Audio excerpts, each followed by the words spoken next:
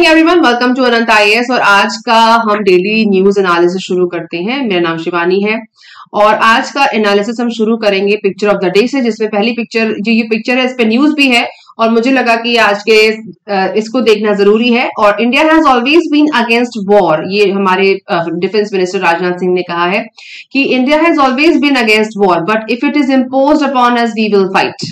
और इन्होंने क्यों कहा, ये इन्होंने कब कहा है कि इन्होंने अभी फिलहाल में 28 इंफ्रास्ट्रक्चर प्रोजेक्ट्स को उन्होंने हरी झंडी दी है अरुणाचल प्रदेश में, और which is build by border road organisation, इनके द्वारा इसको बनाया गया है और ये पिक्चर वहां से है। तो मुझे लगा this should be picture of the day. So इसके बाद पहली न्यूज, आज का पहली हेडलाइन है, no need for extra curbs on free speech of minister. Curbs का मतलब कंट्रोल करना। तो सुप्रीम कोर्ट ने वर्डिक्ट दिया है कि हमें कुछ ज्यादा एक्स्ट्रा कंट्रोल करने की जरूरत नहीं है फ्री स्पीच को मिनिस्टर्स की, ठीक है, नो नीड, जरूरत नहीं है। और इसके साथ और आप देख रहे होंगे कि जुडिशरी का रोल काफी ज्यादा एक्टिव हो गया है आजकल, और एक्टिव है ही, क्योंकि आए दिन ऐसे बहुत सारे वर्डिक्ट आते रहते हैं जिसकी वजह से ऐसा लगता है कि जुडिशरी का रोल ज्यादा है हमारे राइट्स को डिफाइन करने में, राइट। सो ऐसा एक क्वेश्चन मेंस में क्रिएट भी हुआ है, मैं पहले आपको बता दूं। तो इसलिए इस तरह के जब ज्यादा आपको ऐसे क्वेश्चंस आप मेंस में लिख सकते हैं, प्रिपेयर भी कर सकते हैं जुडिशरी को रोल को लेकर के। Okay, so a statement by a minister can not be attributed vicariously to government of invoking, मतलब अभिमंत्रित करना या अट्रैक्ट करना।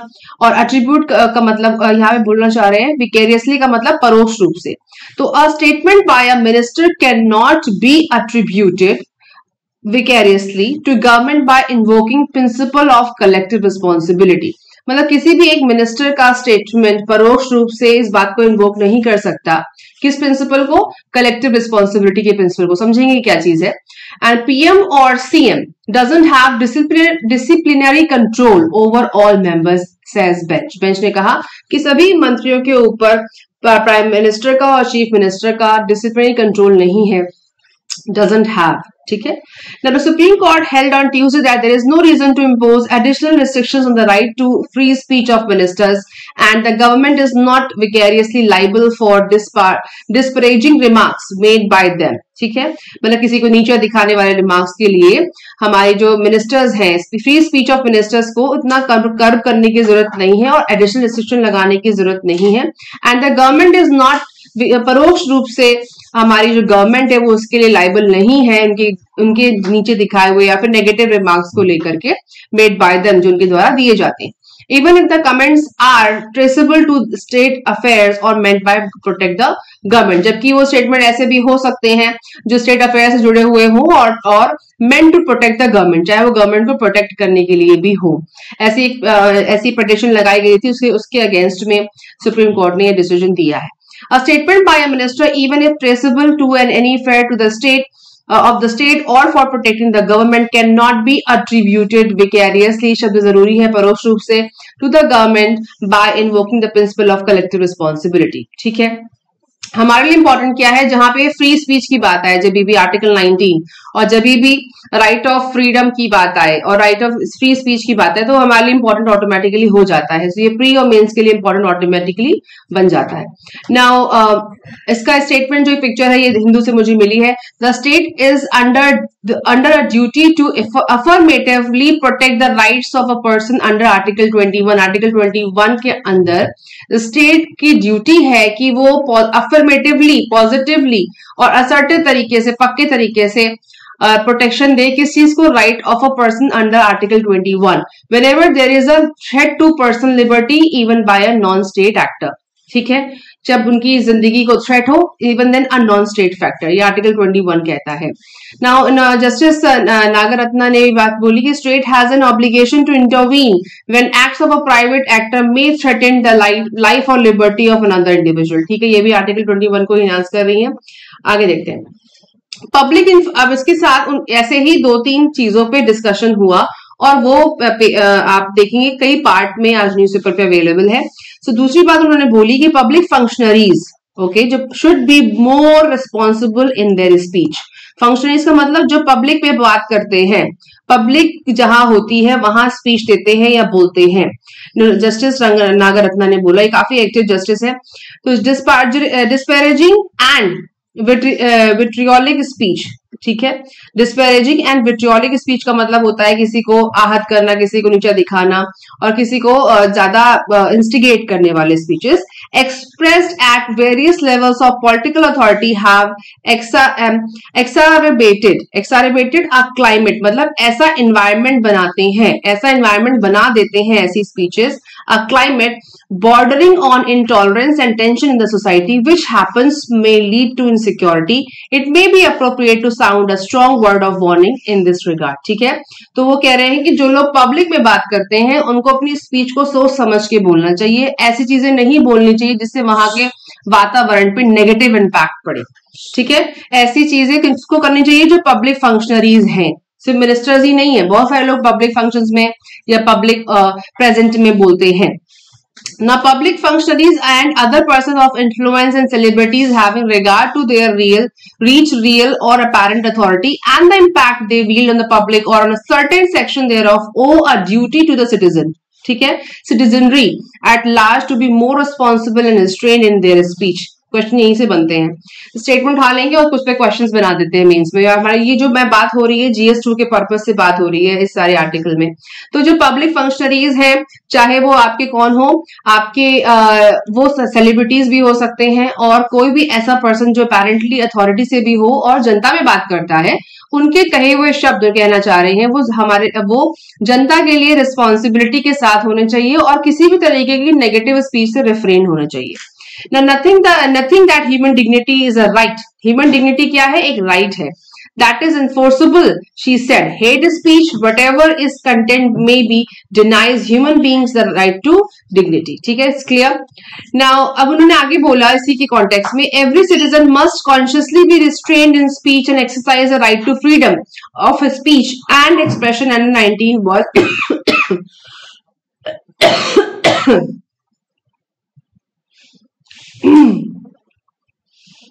उन्होंने इसी में आगे बोला, every citizen must consciously be restrained in speech and exercise the right to freedom of speech and expression under 19(1)(a only in the sense that it was intended by the framers of constitution to be exercised. उन्होंने बोला कि जो freedom of speech है वो किसी भी तरीके की must consciously be restrained in speech and exercise the right to freedom and expression only in the sense that it was intended by the framers to be exercised. जिस intent से इस article को बनाया हुआ है, आर्टिकल 19(1)(a को, उसी context में इसको यूज करना चाहिए, किसी और तरीके से इसको यूज करने से बचना चाहिए, रोकना चाहिए, रिस्ट्रेन इन स्पीच। ठीक है, now article 1(a does not vest with citizen unbridled liberty पे क्वेश्चन क्रिएट हुआ है। To utter statement which are vitriolic, derogatory, unwarranted, have no redeeming purpose and which is no way amount to be communication of ideas, she said. तो वही चीज है कि आपको असीम अधिकार नहीं मिले हैं अपने राइट्स में जिसका यूज करके आप किसी को डेरोगेटरी रिमार्क्स दें, किसी को नीचा दिखाएं, अनवारंटेड जो नहीं चाहिए वो बात करें, इसको उन्होंने मना किया है साफ साफ। आगे देखते हैं, ये जो बॉक्स है ये टाइम्स ऑफ इंडिया से मिला है, इसमें बहुत क्लियरली समझाया गया है जो इस रूलिंग में निकल के आया है। So 5 judge bench of unanimous view that state duty bound to protect right to life. ठीक है, right to life article 21 whenever there is a threat from any quarter including private persons. Majority verdict says, majority मतलब जो bench की majority verdict says fundamental right to free speech and life can be enforced against private persons के ऊपर भी इस fundamental right को इनके against enforce किया जा सकता है अदर देन स्टेट और इट्स इंस्ट्रूमेंटैलिटीज। ठीक है, मतलब राइट टू फ्रीडम का जो है, फ्रीडम ऑफ स्पीच है, वो बिल्कुल इमेंस नहीं है, उसके ऊपर रेगुलेशन है। ठीक है, ऐसी जैसे कहते हैं ये कोई भी अधिकार असीम नहीं है कि अगर आपको पूरे भारत में घूमने का अधिकार है तो आप कुछ भी कहीं भी जाएं, किसी के अगेंस्ट कुछ बोलें, ये राइट ऑफ फ्रीडम नहीं है। एक ऐसा क्वेश्चन भी पहले क्रिएट हुआ है। In dissenting verdict justice Nagarathna says except for habeas corpus, मतलब जहां पे 24 आवर्स में आपको प्रेजेंट करना होता है बंदे को। हेबियस कॉर्पस एक रिट है जिसको इसके अंदर अगर रिट जारी होती है तो 24 घंटे के अंदर जिसको आपने इसे कहते हैं बंदी प्रत्यक्षीकरण, जिसको आपने बंदी बना रखा है उसको आप प्रेजेंट करिए कोर्ट के सामने 24 आवर्स में, इसको कहते हैं। Right to free speech and life can not be enforced against person other than state, ठीक है, ये उसी रिट का एक पार्ट है। Now, majority verdict says mere statement of a minister may not lead to a violation of constitutional rights की उन्होंने ये जो पहली लाइन हमने समझी कि मिनिस्टर ने जो बात बोली वो कॉन्स्टिट्यूशनल राइट्स की वायलेशन वो नहीं करती है, वायलेट किसको, कॉन्स्टिट्यूशनल राइट्स को, and has not actionable for award of compensation, ठीक है, कोई भी कॉम्पेंसेशन अवार्ड नहीं किया जा सकता। Now article 19(1)(a right to free speech serves as a vehicle through which dissent can be expressed. So ये एक व्हीकल है, एक माध्यम है जिसके तहत डिसेंट भी एक्सप्रेस किया जा सकता है। The right to dissent, disagree and adopt varying and individualistic points of view inheres in every citizen of this country, ठीक है। तो ये कहना चाह रही है कि ये जो राइट टू फ्रीडम है और राइट टू फ्री स्पीच है इनके लिमिटेशंस भी हैं, और इसके तहत अगर कोई मंत्री कोई ऐसा स्टेटमेंट देता है तो उसके लिए जो पहली बात उन्होंने बोली कि उसके लिए हमारी गवर्नमेंट लाइबल नहीं है, चाहे वो गवर्नमेंट के सपोर्ट के लिए ही क्यों ना हो। और डिसेंट का मतलब होता है कि ऐसे ये माध्यम है जिससे, डिसेंट मतलब मतभेद भी आप एक्सप्रेस कर सकते हो, ऐसा नहीं कि आपको सब सही बोलना है, अगर आपको मतभेद है तो वो भी आप एक्सप्रेस कर सकते हो। ये हमारा 91 का राइट है, ठीक है। अब आगे देखते हैं आर्टिकल, सबसे पहले समझते हैं आर्टिकल 21 की जो बात हमारे जस्टिस ने बोली वो क्या है। आर्टिकल 21 क्या, फटाफट समझते हैं। राइट टू लाइफ, ठीक है, इसका मतलब इसको कहते हैं right to life. Article 21 protection of life and personal liberty, no person shall be deprived of his life और personal liberty except according to the procedure establish by law. मतलब procedure जो एस्टैब्लिश है बाय लॉ के द्वारा, उसके अलावा किसी भी तरीके से आप किसी की लाइफ, किसी की जिंदगी या पर्सनल लिबर्टी का हनन नहीं कर सकते। This fundamental right is available to every person, citizen and foreigners alike, ठीक है, ये सबके लिए समान है, हमारे इवन जो फॉरेनर्स हैं उनके लिए भी सेम अलाइक एक ही जैसा है।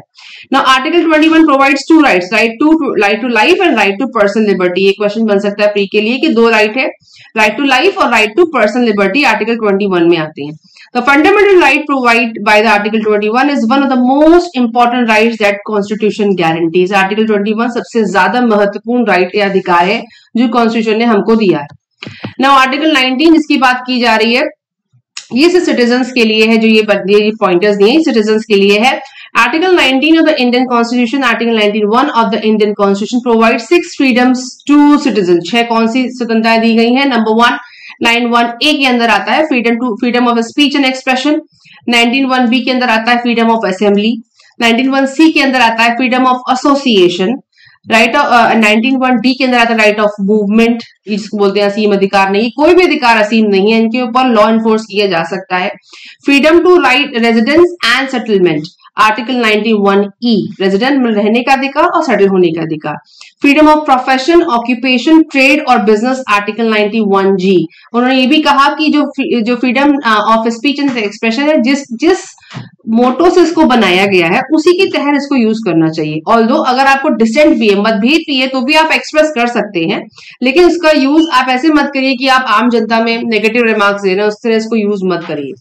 Earlier there were 7 freedom, but one of them, namely right to acquire, hold and dispose of property, was omitted by 44 amendment से इसको हटा दिया गया, ठीक है। तो वो कहना चाह रहे हैं जस्टिस हमारे कि जिस पर्पस से इसको क्रिएट किया गया उसी से इसको यूज करा जाए तो बेटर है, क्योंकि अगर किसी के लिए हम डेरोगेटरी रिमार्क देते हैं, पब्लिक फंक्शनरीज जो है ऐसा करते हैं, तो वहां का जो वातावरण है वो भी नेगेटिव हो जाता है और इससे गलत इंपैक्ट आता है जनता पे, ठीक है।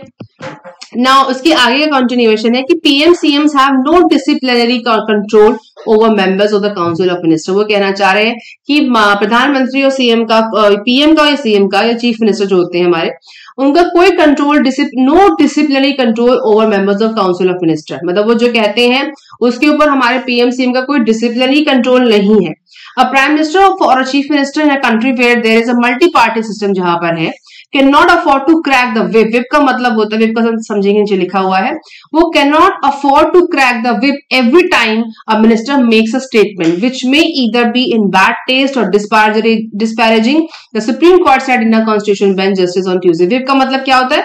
A whip is a written order that political party issue to its member for being present for an important vote। के लिए आपको present होना है ये उनको एक रिटन ऑर्डर दिया जाता है, पॉलिटिकल पार्टी की तरफ से इश्यू किया जाता है, और that they vote only a particular way, उनको कहा जाता है कि इस तरह उनको वोट करना चाहिए। ये विप का मतलब, इंडिया में ये विप का मतलब माना जाता है एज पर इंडियन कॉन्स्टिट्यूशन। नहीं sorry, my mistake, Indian constitution में लिखा नहीं है, पर ये एक प्रैक्टिकल अंडरस्टैंडिंग है विप की। The term is derived from the old British practice of whipping in lawmakers to follow the party line। ठीक है, पार्टी लाइन को फॉलो करने का ये पुराना क्या है, ओल्ड प्रैक्टिस। जैसे मैंने कहा ये प्रैक्टिस है, ये लॉ नहीं इसके लिए लिखा है कोई भी। The four judges said their observation did not mean that any public official including a minister could get away after making irresponsible statement even bordering on the hate speech। तो वो यही कह रही है कि इसके लिए जो हमारे पीएम सीएम रिस्पॉन्सिबल नहीं है, even then principal of collective responsibility को भी हम हाईलाइट नहीं कर सकते। अगर कोई भी कैबिनेट का मिनिस्टर भी कहता है कोई ऐसा रिमार्क जिसमें हमारे पीएम सीएम का कंट्रोल तो हो सकता है पर उनका है नहीं, ठीक है, तो उसके लिए भी हमारी गवर्नमेंट के ऊपर कोई क्वेश्चन नहीं क्रिएट किया जा सकता। वो क्या कह रहे हैं, they were only discussing whether the government could be held vicariously liable under the principle of collective responsibility। ठीक है, for the disparaging statement of a minister answering the question, और आंसर क्या दिया, नेगेटिव। इसका आंसर दिया उन्होंने negative कि ऐसा हम कंट्रोल नहीं कर सकते और प्रिंसिपल ऑफ कलेक्टिव रिस्पॉन्सिबिलिटी को क्वेश्चन नहीं कर सकते। नाउ समझते हैं कि हमारे सेंट्रल गवर्नमेंट एक्ट में जो आर्टिकल 75 क्या है। आर्टिकल 75 ये पूरे पॉइंट्स बताता है, पर रेफरेंस हमें लेना है कलेक्टिव रिस्पॉन्सिबिलिटी का, जो यहाँ क्वेश्चन क्रिएट किया जा रहा है। तो the council of minister shall be collectively responsible to the house of the people. ठीक है, ये एक स्टेटमेंट है आर्टिकल 75 का। लेकिन समझने वाली बात ये है कि वो कह रहे हैं कि ये जो रिस्पॉन्सिबिलिटी है वो किसी के स्टेटमेंट पे के आधार पे जज नहीं की जा सकती, ये हमारे जजेस कह रहे हैं। ठीक है, ये सुप्रीम कोर्ट का जो रूलिंग है उसके हिसाब से समझ में आ रहा है। ठीक है, तो हमारे लिए जरूरी क्या है, हमें मेंस के पर्पज से इस क्वेश्चन को क्रिएट करना है कि क्या किसी मिनिस्टर के द्वारा दिया हुआ स्टेटमेंट हमारे कलेक्टिव रिस्पॉन्सिबिलिटी जो प्रिंसिपल है आर्टिकल 75 में उसको क्वेश्चन करता है क्या, ये हमें मेंस के लिए क्वेश्चन आप क्रिएट कर सकते हैं स्टेटमेंट के आधार पे। ठीक है, उसके अलावा बहुत सारे पॉइंटर्स है जो आर्टिकल 75 में आते हैं, आप उसको गो थ्रू कर सकते हैं। मैंने आपके रेफरेंस के लिए इसको यहाँ पे रखा हुआ है। नाउ अब नेक्स्ट न्यूज है हमारी, we do not believe in war. जैसे कि मैंने पहले पिक्चर आपको दिखाई थी उसके बारे में है, but will fight if force to. Rajnath Singh ने जो स्टेटमेंट दिया बहुत पावरफुल स्टेटमेंट है। उसमें अब समझते हैं न्यूज क्या है। India has always been against war but if it is imposed on us तो हम लड़ेंगे। Defense Minister Rajnath Singh said in Arunachal Pradesh on Tuesday as he inaugurated 28 infrastructure project built by Border Roads Organization। BRO को बना रहा है, 28 infrastructure project है। अगर आपको याद हो कि चाइना मॉडल विलेजेस बना रहा है, उसके अगेंस्ट हम भी अपना इंफ्रास्ट्रक्चर ठीक कर रहे हैं, ऐसी पहले न्यूज आ चुकी है। तो ये वही इंफ्रास्ट्रक्चर प्रोजेक्ट्स हैं जो चाइना को कॉम्पीट करने के लिए मदद कर सकते हैं। The projects build eight A cost of 724 crore include 22 bridges हैं इसके अंदर, 3 रोड्स है जो वो सेवरल स्टेट्स में, वहां की जो पहाड़ी इलाकों में स्प्रेड की हुई है। The world is witnessing a number of conflicts today. India has always been against war. It is our policy. We do not believe in war, but if it is posed upon us, we will fight. We are ensuring that the nation is protected from all threats. Our armed forces are ready, and it is heartening to see that BRO is walking shoulder to shoulder with them. He said at a ceremony on Siam Bridge. इसका नाम SIAM bridge है, वहां पर उन्होंने ये बात बोली कि BRO बिल्कुल कंधे से कंधा मिला करके काम कर रही है हमारी आर्म फोर्सेस के साथ, और इसलिए उन्होंने ये स्टेटमेंट दिया। तो ये जो स्टेटमेंट है ना कि हम कभी भी वॉर नहीं करना चाहते हैं, पर अगर हमारे पास फोर्स थोपी जाएगी तो हम लड़ सकते हैं, इस पे भी क्वेश्चन क्रिएट हो सकता है कि इस स्टेटमेंट के आधार पर आप अपनी इंट्रा बॉर्डर सिक्योरिटी एस्पेक्ट को लिखिए, एनालिटिकल तर्क संगत आधार पर लिखिए। ऐसे क्वेश्चंस आप बन सकते हैं। नाउ अब आप कहीं कहां बन सकते हैं, तो ये आपके GS3 में बन सकता है, GS1 में भी बन सकता है। कुछ केसेस में जहां पर आपको लगता है कि जहां पे इंटरस्टेट बॉर्डर से जुड़ा हुआ कहीं पे पॉसिबिलिटी, कभी कभी डेवलपमेंट एस्पेक्ट में भी इसको पूछ लेते हैं, पर GS3 के लिए ज्यादा इंपॉर्टेंट है मेरी समझ से। ठीक है, तो अब देखते हैं आगे की बात। Highlighting the crucial role played by the BRO in infrastructure development in border areas, Mr. Singh said, recently our forces effectively countered the adversary in the northern sector and dealt with the situation with bravery and promptness. This was made possible due to adequate infrastructure and development in the region. जहाँ पे हम Yangtze की बात कर रहे हैं कि जहाँ पे अभी कुछ इशू चल रहा था और उसके कुछ इलाकों में हमारी सेना ने बहुत अच्छे से उनको जवाब दिया. The highlight of the event was the inauguration of the state-of-the-art Siam Bridge, a 100-meter long Class 70 steel arch superstructure over Siam River on the along Yekiong Road. ठीक है, ये कहाँ है? ये अरुणाचल प्रदेश में है. सो ये प्री का क्वेश्चन यहाँ से क्रिएट हो, ऐसे ही क्वेश्चन क्रिएट होते हैं. मैप भी बन सकता है यहाँ से. Defence spokes person Tezpur said in a statement. This signature bridge is of strategic importance and will facilitate speedy induction of troops, heavy equipment and mechanized vehicles to forward areas of Super Siang district, Tuting and Yekiong region. इसको देखते हैं, आगे देखेंगे. इसके अलावा 103 projects total हैं जो यहाँ पे क्रिएट किए जा रहे हैं और मेजर एरिया जो कवर कर रहे हैं कंस्ट्रक्शन के लिए वो है Ladakh, Jammu and Kashmir, 5 in Arunachal Pradesh, Sikkim, Punjab and Uttarakhand and Rajasthan. ये पूरा इलाका है, यहाँ पे पूरे प्रोजेक्ट क्रिएट हो रहे हैं. ये फाइनली न्यूज आ गई है, पहले क्लियरिटी नहीं थी और इसको बनाने में बीआरओ हेल्प कर रहा है और डिफेंस मिनिस्ट्री ऑफ कोर्स जो फंडिंग वगैरह है वहां से आ रही है. Now, Mr. Singh also virtually inaugurated, क्या inaugurate किया इन्होंने? 3 telemedia nodes connected with service hospitals through VSAT. VSAT क्या है? Very small aperture terminal, satellite communications. ये आपका ये प्री के लिए क्वेश्चन ऐसे ही बनते हैं. हाँ, मेंस के लिए मैंने आपको बताया. And system on at Mizoram and 2 in Ladakh and will provide prompt medical intervention for medical and surgical emergencies. So जो VSAT है ये सैटेलाइट कम्युनिकेशन है जो वहां पे किसी भी मेडिकल इमरजेंसी या सर्जिकल इमरजेंसी में हेल्प करेंगे थ्रू टेलीमेडिसिन कंसल्टेशन. ठीक है, ये भी इंपॉर्टेंट हो गया. अब नेशनल हाईवे, अच्छा इंपॉर्टेंट क्या है, ये इसमें नहीं था, ये मैंने आपके लिए ऐड किया है कि national highway 513 is a national highway in north east India that connects Pasighat and Yingkiong in Arunachal Pradesh. तो ये जो रोड बन रही है वो नेशनल 513 जो है, ये जो रोड है वो येकियोंग और पासीघाट को जोड़ती है. नेशनल हाईवे जो नॉर्थ ईस्ट में है और ये उसी के आसपास एक जो इसका इनॉग्रेशन किया गया जिस ब्रिज का, सियाम ब्रिज का, ये उसके पास में है. इसलिए मैंने आपको रेफरेंस के पर्पज से यहाँ पे मेंशन किया, ये न्यूज में नहीं था.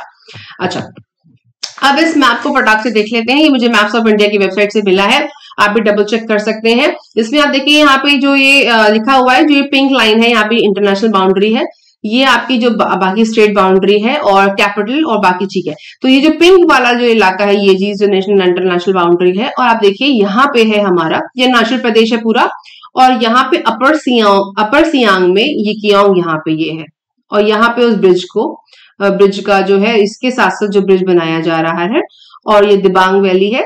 तो आप देखिए कि जो ये चीज जो ये मैप है इससे कितने सारे क्वेश्चंस क्रिएट हो सकते हैं कि ये किस तरफ है. यहाँ पे अगर अभी तो मैंने सबको पॉलिटिकल दिखाया है, अगर आपको फिजिकल फीचर दिखाएगी तो यहाँ पे कई सारे आपको हिल्स भी दिखाई देंगे, रिवर्स भी दिखाई देंगी, तो उससे भी क्वेश्चन क्रिएट हो सकते हैं प्री एस्पेक्ट से. ठीक है, तो ध्यान रखिए कि यहाँ पे अपर सियांग है, येकियोंग यहाँ पे है और जो सियाम ब्रिज है वो आपका बनेगा अरुणाचल में इसी के पैरेलल जो ब्रिज बनाया गया है. इफ यू रिमेम्बर कि अगर आप ध्यान दें तो तवांग यहाँ पे है. अभी यहाँ पे जो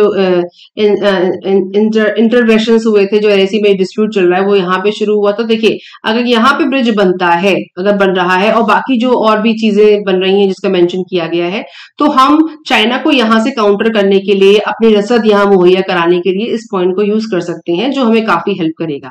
ठीक है, तो ये एक आपको एस्पेक्ट था मैप की तरफ से, मैप दिखाया मैंने. इसके बाद नेक्स्ट न्यूज पे आते हैं. Call for permanent cancellation of bauxite mining lease in Odisha. So permanent cancellation के लिए पोर्ट जा रहे हैं वहां की विलेजर्स, देखते हैं क्या कहानी है.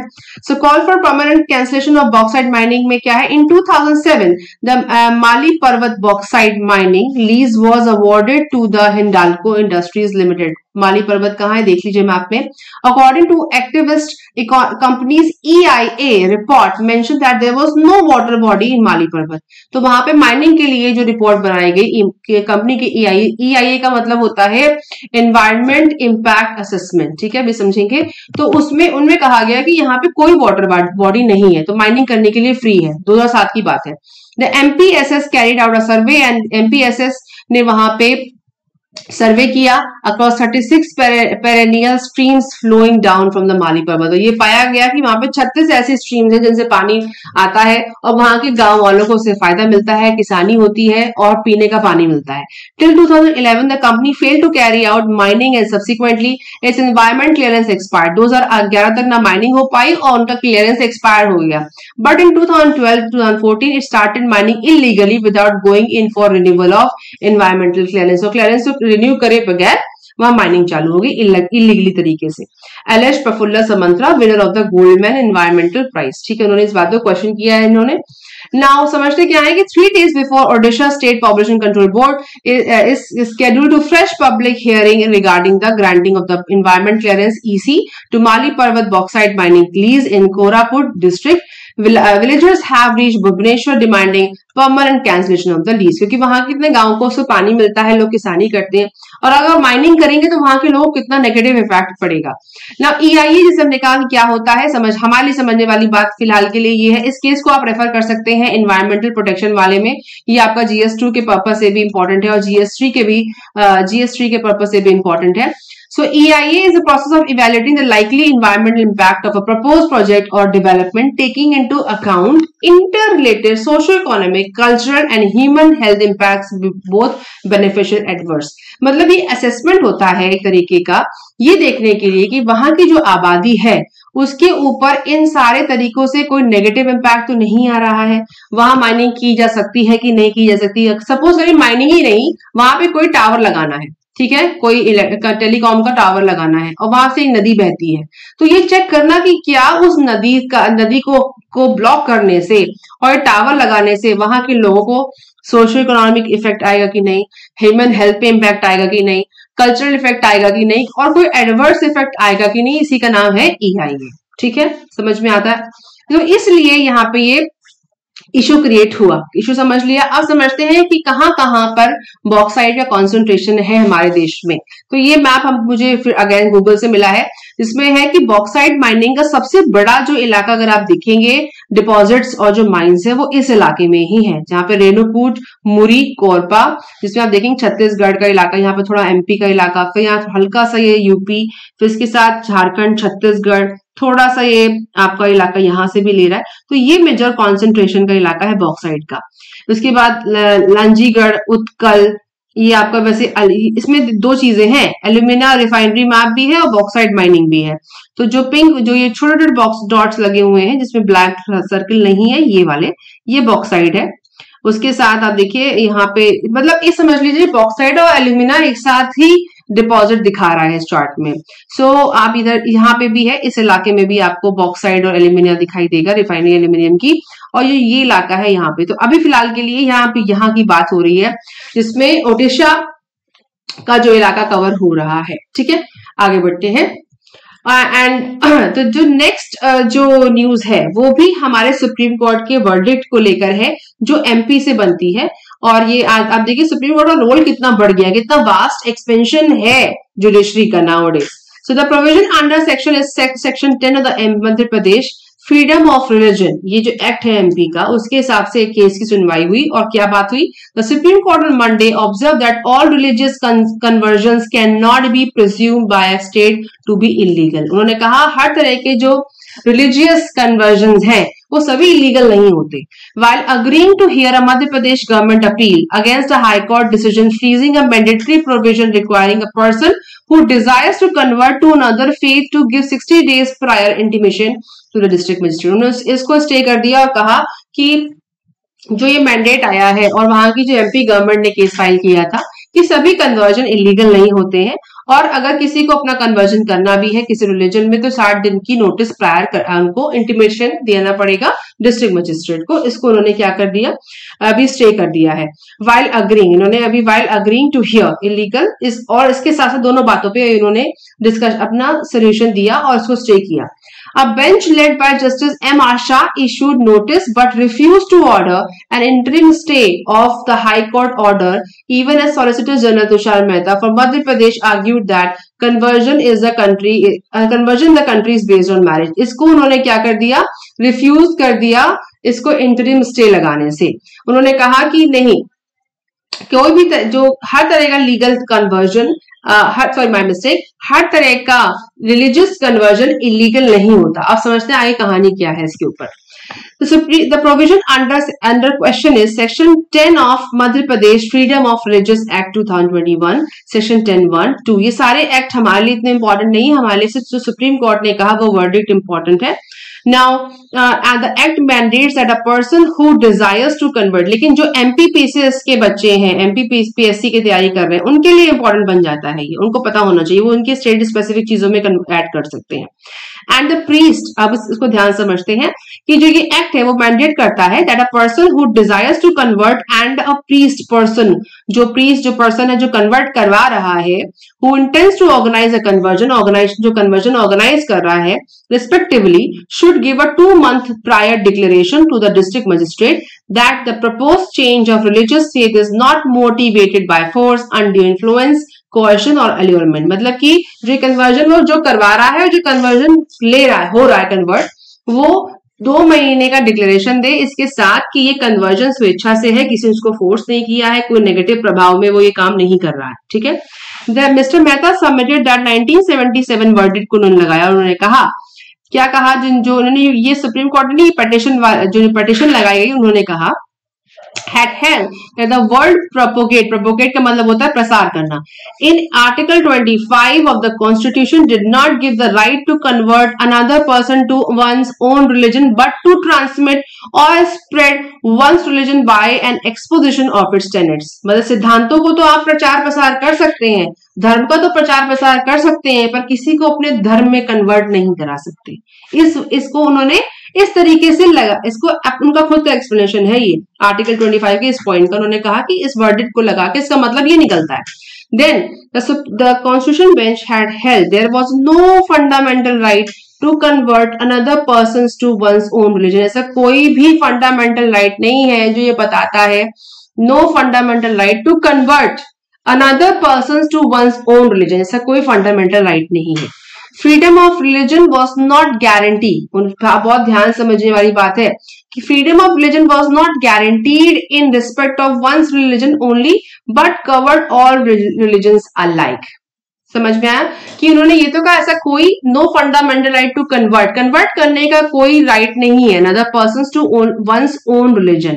वो चाहे तो किसी भी धर्म में कन्वर्ट हो सकता है, फ्रीडम ऑफ रिलीजन है क्योंकि, और but covered all religions alike, और यही जो रूल है वो सभी धर्मों के लिए समान है। ऐसा नहीं कि वो अपने धर्म में कन्वर्ट नहीं कर सकता, वो बंदा किसी भी धर्म में कन्वर्ट हो सकता है और ये सभी धर्मों के लिए समान है। ठीक है। अब समझते हैं कि आर्टिकल 25 क्या कहता है। Freedom of conscience and free profession practice and propagation of religion, साफ साफ लिखा है उन्होंने, प्रोफेस करना, प्रैक्टिस करना, कंसाइंस और प्रोपगेट करना, subject to public order, morality and health and to other provisions of this part, all persons are equally entitled to freedom of conscience and the right freely to profess, practice and propagate. Propagate का मतलब हमने समझ लिया, propagate का मतलब होता है प्रसार करना, और हमारे इसमें लिखा हुआ है प्रोफेस, मतलब आप उसको प्रैक्टिस, प्रोफेशन की तरह भी प्रैक्टिस कर सकते हैं, ऑब्वियसली प्रैक्टिस तभी करेंगे, और राइट फ्रीली मतलब आप उसके बारे में माय मिस्टेक राइट कर सकते हैं, उसको आप प्रैक्टिस करने के साथ चैलेंज करने योग्य भी आप उसको फॉलो कर सकते हैं। आपका राइट है तो चैलेंज का मतलब ये हो गया, sorry my mistake, not challenge, conscience का मतलब हुआ चेतना, अपने चेतना के आधार पर उसको एक्सेप्ट करना, and right to freely profess, और पूरी अधिकार के साथ, नॉट चैलेंज, अधिकार के साथ आप उसको प्रोफेस, प्रैक्टिस और प्रोपोगेट कर सकते हैं। ये आर्टिकल 25 कहता है। अब आगे चलते हैं, आज की इंपॉर्टेंट टर्म्स क्या क्या है जो मुझे पूरे न्यूज़पेपर में मिली है। तो पहला है डिजिटल पब्लिक गुड्स, इसकी बात करी है, आज बात हुई है न्यूज़पेपर के हिसाब से मिस्टर चार्ल्स थर्ड, जो हमारे जो ब्रिटिश प्रिंस है, I am so sorry to say, Charles third के बीच में, हाँ यस, थर्ड के बीच में और मिस्टर मोदी के बीच में एक टेलीफोनिक कॉन्वर्सेशन हुआ, वहां पे इस पॉइंट को हाईलाइट किया गया डिजिटल पब्लिक गुड्स के बारे में। डिजिटल पब्लिक गुड्स क्या होते हैं? Digital public goods are open source software, open data, open AI models, open standards and open content that adhere to privacy and other applicable laws and best practices, do not harm and by design and help attain the sustainable development goal। ठीक है, तो digital public goods क्या होते हैं? जो open source software होते हैं, open data, जिसमें आपके रिस्ट्रिक्शंस, थोड़े प्राइवेसी के रिस्ट्रिक्शंस तो रहेंगे जो बोले जा रहे हैं, पर ये पब्लिक गुड की तरह इसको यूज किया जाता है। और ये हमारे बीच जो चार्ल्स थर्ड हैं, जो किंग ऑफ यूनाइटेड किंगडम है, उनकी और मिस्टर मोदी जी की बात हुई, तो उसमें ये पॉइंट मेंशन हुआ था, उसको मैंने हाईलाइट किया। उसके बाद मिशन लाइफ के बारे में मोदी जी ने बात करी, वो क्या है? लाइफ फॉर एनवायरनमेंट, हमारा मिशन लाइफ उन्होंने हाईलाइट किया, जिसपे through which India seeks to promote environmentally sustainable lifestyle, ये हमारा एसडीजी गोल भी है बाय द वे। उसी को हाईलाइट करते हुए ये शायद मिशन उन्होंने एनहांस करने की कोशिश करी अपनी बातचीत में। और उसके बाद आइए आपके लिए होमवर्क है कि आत्मनिर्भर भारत क्या चीज है, ये आपके लिए होमवर्क है, इसको आप सर्च कर लिए, इसमें नोट्स बनाइए, ये आपके लिए बहुत हेल्पफुल रहेगा आने वाली प्रैक्टिसेस में, जिसमें आप मेंस के नोट्स बनाएंगे, राइटिंग करेंगे मेंस राइटिंग की। और उसके बाद global trade research initiative GTRE, ये एक थिंक टैंक है, global trade research initiative GTRE से थिंक टैंक पूछे जाते हैं प्री में भी, तो इसमें आप थोड़ा सा 2-3 लाइनें आप इसको ऐड कर लीजिए, थिंक टैंक क्या है, इसका मेन काम क्या है। वैसे इन्होंने डेटा रिलीज किया है रिसेशन को लेकर के कि 2023 में रिसेशन की वजह से हमारा इंपोर्ट एक्सपोर्ट इम्पैक्ट करेगा, बट जो ये संस्था है इसके बारे में भी समझना चाहिए हमें। अच्छा, अब नेक्स्ट जो न्यूज है वो है हमारी इकोनॉमी से, जिसमें इंडिया सेट टू आय से देखेगा $17 बिलियन कट करने की, किसमें? फूड सब्सिडी, फर्टिलाइजर सब्सिडी में स्पेंड जो हो रहा है $17 बिलियन कट करने की सोचेगा। जैसे मैंने कहा कि रिसेशन के चलते आपकी जो फूड प्राइसेस में जो सब्सिडी को कम, अगर हम ये नहीं करेंगे तो हमारा कैट बढ़ जाएगा। कैट क्या होता है? करंट अकाउंट डेफिसिट, जो बढ़ ही रहा है, तो उसको कम करने के लिए गवर्नमेंट स्टेप उठाती है। मैं लास्ट टाइम डिस्कस भी किया था, तो वो उनमें शायद या फिर दिख रहा है कि इनमें से शायद एक स्टेप हो सकता है। Now 26% reduction in subsidy spending is aimed at raining, मतलब रेन का मतलब होता है कंट्रोल करना या इसको देखना, चेक करना, इन फिजिकल डेफिसिट, ठीक है, उसको कम करे, reining in fiscal deficit. Two government official says large part of savings expected from the end of a Covid era free food scheme. आपको याद होगा फ्री फूड स्कीम जिसकी बात आजकल हो रही है, इसको PMGKY को हटा के नेशनल फूड सिक्योरिटी एक्ट की बात हो रही है। सो उसी चीज की बात हो रही है यहाँ पे कि वो उसको कम करने के लिए तभी उन्होंने NFSA में ट्रांसफर किया है, क्योंकि अपने खर्चों को कम करना भी गवर्नमेंट को देखना पड़ेगा कैट को कंट्रोल करने के लिए। और रेंज का मतलब होता है लगाम लगाना या फिर कंट्रोल करना। सो वो फिजिकल डेफिसिट के चक्कर के देखते हुए इसको कंट्रोल करने की कोशिश करेंगे। इस न्यूज से समझ में आ रहा है। एंड बेल्ट टाइटनिंग, अच्छा समझते हैं कि एक्चुअली क्या चीज टाइट, मतलब क्या कंट्रोल करने की कोशिश हो रही है। The rein in physical deficit center aims to curb spending on subsidies that account for about an eighth of total budget expenditure. eighth of total budget expenditure, ठीक है। Government expects to set aside 2.3 trillion for food subsidy, और उसके बाद fertiliser subsidy, और उसके बाद current account को target करने के लिए 6.4% को टारगेट करने के लिए ये किया जा रहा है। जो targeted by mistake fiscal deficit for the current fiscal year is targeted कितना है? 6.4% ऑफ GDP। मतलब वो चाह रहे हैं कि जो हमारा कैड है 6.4% टारगेट हो जाए, किसका? GDP का, ठीक है, GDP का 6.4% रहे, इसके लिए वो सब सब्सिडी कट की जा रही है। ये हमने समझ लिया। आगे देखते हैं कैट क्या है। डेफिसिट दैट, इसका मतलब समझ लेते हैं तो आसानी होगी समझने में। तो डेफिसिट जो कमी मतलब कम है, then means that the country is importing more and services than it's exporting, although the current account is also includes net income। तो समझ लीजिए कि एक्सपोर्ट हमारा जो है कम है, इंपोर्ट ज्यादा है, इससे हमारा करंट अकाउंट डेफिसिट बनता है। डेफिसिट का मतलब ही है कि करंट अकाउंट तो अलग चीज होगी, डेफिसिट मतलब कम है, CAD। सच एज, और ये इंक्लूड क्या करता है, such as interest and dividends and transfer from abroad, such as foreign aid, which are usually a small fraction of the total. ठीक है, ये एक समराइज डेफिनेशन है CAD की।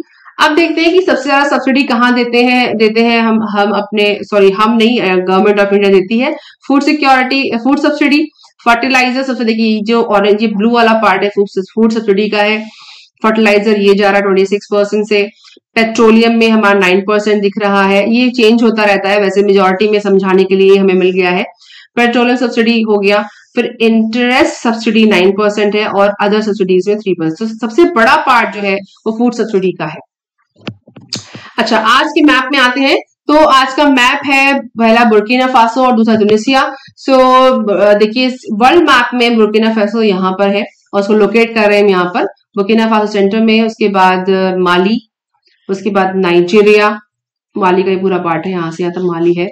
उसके बाद आइवरी कोस्ट यहाँ पे है, घाना, टोगो, बेनिन, और ये नेशनल पार्क को यहाँ पे दिख रहा है। उसके बाद ठीक है, तो ये सारे कंट्रीज को घेरे हुए हैं और बीच में हमारा पीओ नेशनल पार्क। ये तो बहुत अच्छा मैप, बहुत बढ़िया है कि इसमें दिख रहा है और उसमें कुछ रिवर्स भी दिख रही है, उसको आप लोकेट कर सकते हैं। नाइजर भी दिख रही है, सिबा, नकानबे, ठीक है, व्हाइट वोल्टा, एंड यहाँ पे भी कुछ दिख रहा है। सो ये था हमारा बुर्किना फासो। उसके बाद हम देखेंगे ट्यूनीसिया भी इसी में लोकेट करेंगे। ट्यूनीसिया यहाँ पर है, अल्जीरिया और लीबिया के ऊपर, और इस मैप में आप देख रहे हैं ट्यूनीसिया यहाँ पर है। फिर यहाँ पे मेडिटेरियन सी है, गल्फ ऑफ ट्यूनिस, पास में लिबिया, इस तरफ, सॉरी लिबिया है, ये अल्जीरिया है आपका, अल्जीरिया, ग्रेट ईस्टर्न ERG। सो आप देखिए दो यहाँ पर, और ये छोटा सा देश है माल्टा भी दिख रहा है, सिसिली इटली दिख रहा है, सार्डिनिया इटली का ही पार्ट है, इटली यहाँ पे भी है। तो आप देखेंगे gulf of Hammamet, gulf of Gabes, Djerba island इस तरफ दिख रहा है। सो इस तरह हमने इसको लोकेट किया, कुछ एक न्यूज थी पर ये मैप के पर्पज से मैंने आपको दिखाया। तो आज के लिए इतना ही, और अगर आपको मेरा वीडियो पसंद आ रहा है, लाइक शेयर सब्सक्राइब करना मत भूलिए, लाइक करना मत भूलिए, और कमेंट जरूर करिए अगर आपको कोई चीज नहीं समझ में आ रही या और कुछ एड ऑन करना चाहते हैं इस चैनल पे। प्लीज सपोर्ट मी, और आपसे मैं मिलूंगी एडिटोरियल एनालिसिस में। आज